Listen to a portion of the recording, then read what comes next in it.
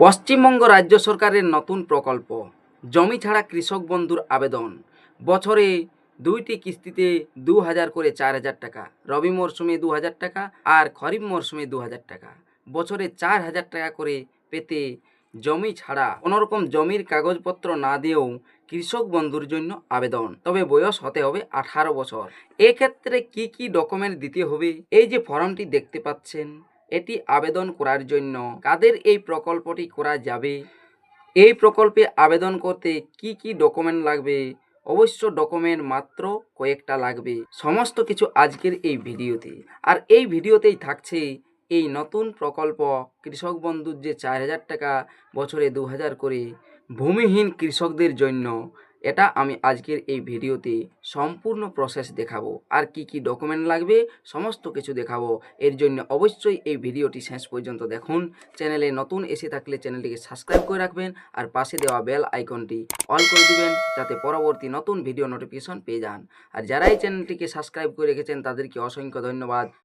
দেখুন ফর্মটি দেখতে পাচ্ছেন, ভূমিহীন ক্ষেত মজুরদের জন্য বার্ষিক আর্থিক সহায়তা প্রকল্পে নাম নথিভুক্তকরণের আবেদনপত্র লেখা রয়েছে।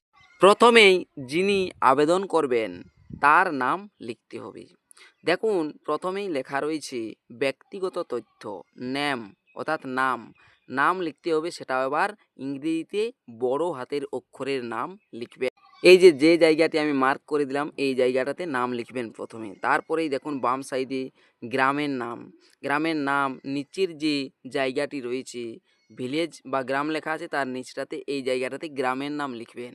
গ্রামের নাম লেখার পর ডান সাইডেই দেখুন রয়েছে গ্রাম পঞ্চায়েত। এই জায়গাটাতে গ্রাম পঞ্চায়েতের নামটি লিখে দেবেন। তারপরে ডান সাইডে পোস্ট অফিসের নাম, এই যে ছোট জায়গা হচ্ছে কিন্তু এটাতেই লিখতে হবে।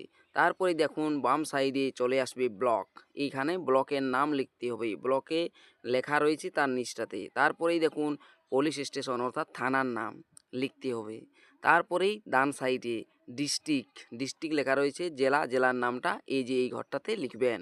এরপরেই বাম সাইডে পিনকোড লেখা রয়েছে, দেখুন এই জায়গাটাতে পিনকোডটা লিখে দিবেন।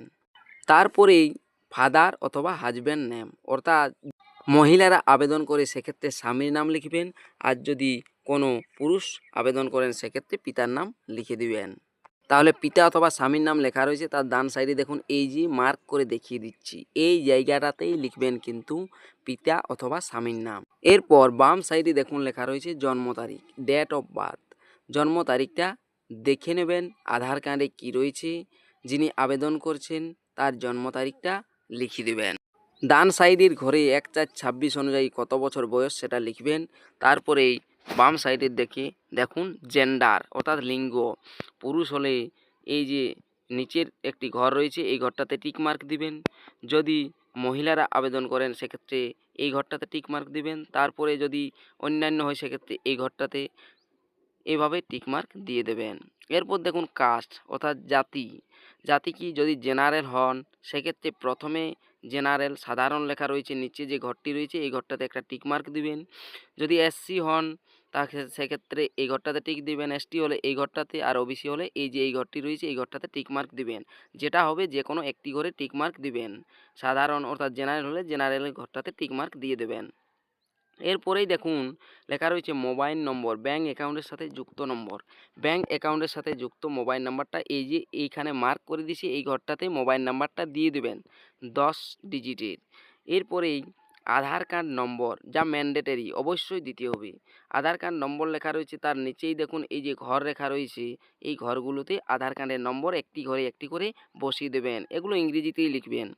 ভোটার কার্ড নাম্বার যদি দেন দিতে পারেন, যদি ভোটার কার্ড না থেকে থাকে সেক্ষেত্রেও কোনো নেই, আবশ্যক নেই, ভোটার কার্ড না দিলেও হবে। তারপরেই দেখুন ব্যাংকের তথ্য রয়েছে, অর্থাৎ ব্যাংকের তথ্য আপনাকে দিতে হবে। ব্যাংক অ্যাকাউন্ট অনুযায়ী নাম প্রথমে লিখতে হবে। এই যে ব্যাংক অ্যাকাউন্ট অনুযায়ী নাম, ডান সাইডে এই যে মার্ক করে দিচ্ছি এই ঘরটাতে ব্যাংক অ্যাকাউন্টে যে নামটি রয়েছে সেই নামটি এখানে লিখতে হবে। তারপরে দেখুন অ্যাকাউন্ট নম্বর, বাম সাইডের দিকে দেখুন যে ঘরগুলো রয়েছে এই ঘরগুলোতে ব্যাংক অ্যাকাউন্টের নম্বরটা লিখতে হবে।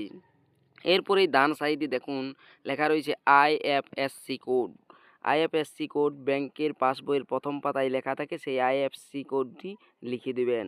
তারপরেই দেখুন বাম সাইডে ব্যাংক নেম অর্থাৎ ব্যাংকের নাম, স্টেট ব্যাংক কি বরোদা ব্যাংক, যা ব্যাংক হবে, পাঞ্জাব ব্যাংক যেটা হবে সেটা লিখে দিবেন। এরপর ব্রাঞ্চ নেম ডান সাইডে দেখুন এই যে এই ঘরটাতে ব্রাঞ্চের নামটা লিখতে হবে, যেটা আমি বর্ডার দিয়ে দেখিয়ে দিচ্ছি।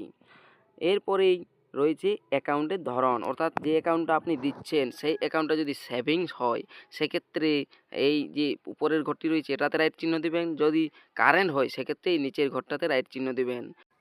তবে বেশিরভাগ ক্ষেত্রে সেভিংস হয় তাই উপরের প্রথম ঘরটাতেই রাইট চিহ্ন দেবেন।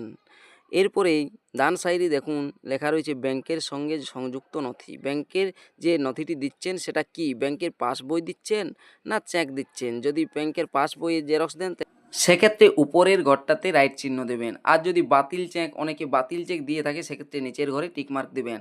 তবে বেশিরভাগ ক্ষেত্রে লোক ব্যাংকের পাসবইয়ের প্রথম পাতারই জেরক্স দেয় তাই উপরের ঘরটাতেই রাইট চিহ্ন দেবেন। দুটো ঘরের মধ্যে একটাতে রাইট চিহ্ন দেবেন, দুটোতেই দেবেন না। তারপরেই রয়েছে মনোনীত ব্যক্তির তথ্য। এই যে মনোনীত ব্যক্তির তথ্য মানে হচ্ছে একজন আপনাকে নমিনি রাখতে হবে, তা স্ত্রী হোক অথবা যিনি হয়তো স্ত্রী আবেদন করবে, স্বামী হোক অথবা ছেলে, যাকে হোক নমিনি আপনাকে রাখতে হবে। তাই এই যে এই ঘরটাতে যেটাতে মার্ক দিচ্ছি এটাতে নমিনির নামটি লিখে দেবেন। নমিনির নাম লেখার পরেই দেখতে পাবেন যে লেখা রয়েছে নমিনি মানে আবেদনকারীর সাথে নমিনির সম্পর্কটা কি, সেটা এই যে এই ছোট্ট ঘরটা দেখতে পাচ্ছেন এই ঘরটাতে সম্পর্কটা লিখে দেবেন। অর্থাৎ নমিনি যদি স্ত্রীকে রাখেন সেক্ষেত্রে ওয়াইফ লিখবেন, যদি ছেলেকে রাখেন সেক্ষেত্রে সন লিখবেন, এইভাবে লিখে দেবেন। তারপরে দেখুন ডান সাইডে নমিনির পিতা অথবা স্বামীর নাম, যাকে নমিনি দিলেন অর্থাৎ নমিনি লিখলেন তার বাবার অথবা স্বামীর নাম যেটা হবে। তারপরে নমিনির এই যে এই ঘরটাতে নমিনির ডেট অফ বার্থ অর্থাৎ জন্ম তারিখ, যাকে নমিনি রাখছেন তার জন্ম তারিখ, আর ডান সাইডে 1/4/26 অনুযায়ী তার বয়স কত নমিনির। এরপরেই নিচে দেখুন লেখা রয়েছে নমিনির অভিভাবকের নাম।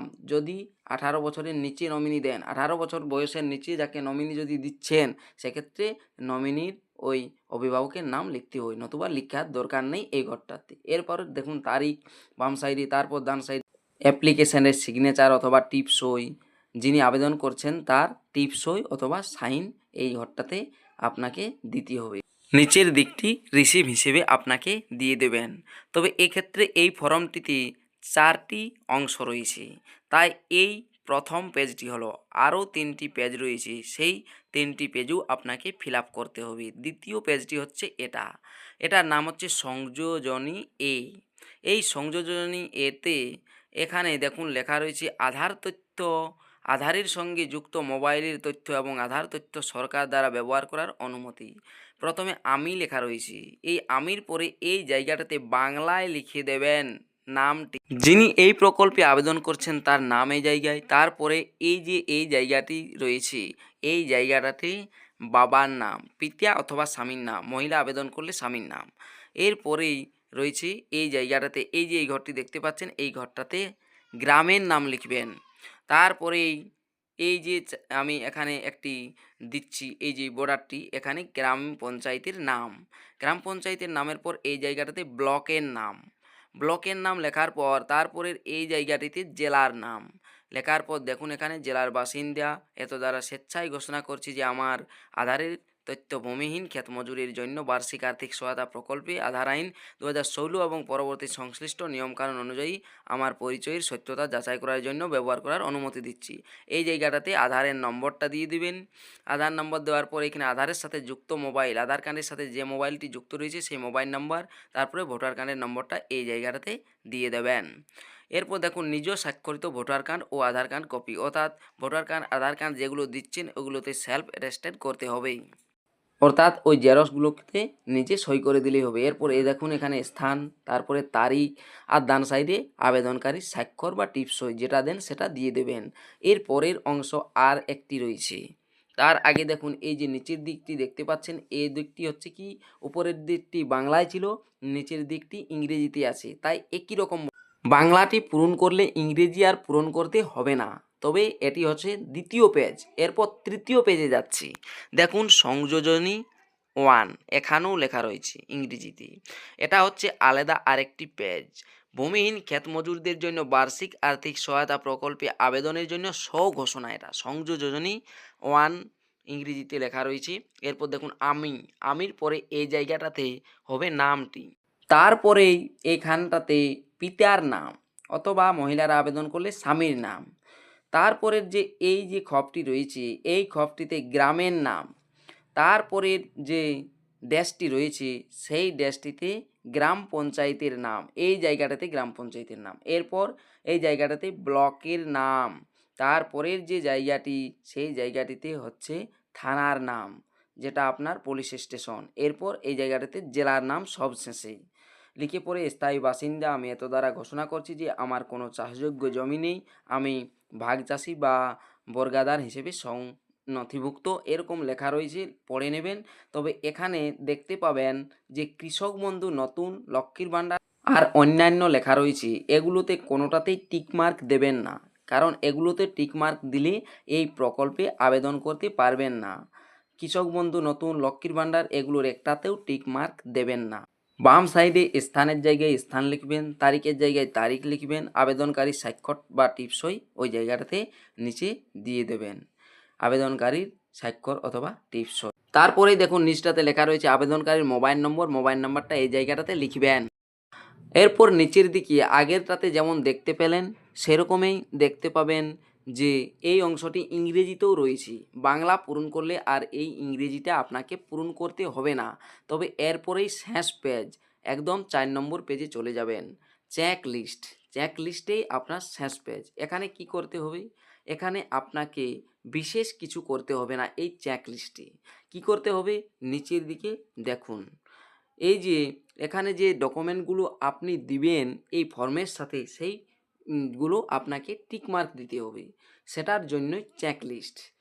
যদি আপনি এই ফর্মের সাথে ভোটার কার্ড দিচ্ছেন জেরক্স, সেক্ষেত্রে ভোটার কার্ড এই যে অপশানটি রয়েছে এই জায়গাটাতে একটা টিকমার্ক দিয়ে দেবেন। আসলে আপনাকে এখানে তো এই ডকুমেন্টগুলো দিতে হবেই।